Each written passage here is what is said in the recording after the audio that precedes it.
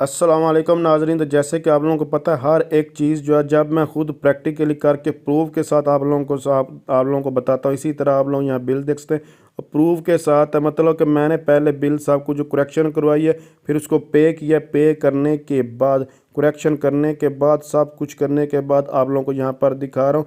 इसलिए इस वीडियो को लास्ट तक ज़रूर देखिएगा और आप लोगों को मुकम्मल प्रोसीजर जो है वो बताने वाला हूँ। अगर आपको अगर ज़्यादा बिल आ रहा है तो आप उसको कम कैसे करवा सकते हैं। तो यहाँ पर देखिए, यहाँ पर लिखा हुआ है बिल एडजस्टमेंट। तो ये 1004 रुपये यहाँ पर जो है वो ऐड हुआ है। तो इसको मैंने बेसिकली अभी ख़त्म करवाया रिसेंटली। लेकिन इसके अलावा यहाँ पर ये देखेंगे तो 192 यूनिट जो है वो कंज्यूम है और तकरीब 19 रुपये के साथ इसको मल्टीप्लिकेशन जो है वो हो रही है। लेकिन कुछ बिल आप देखेंगे तो 192 यूनिट अगर कुछ बिल्स पे होंगे कंज्यूम, तो एक उनको ऐसे ज़रूरत होगी कि पहले जो 100 यूनिट उनको तकरीबन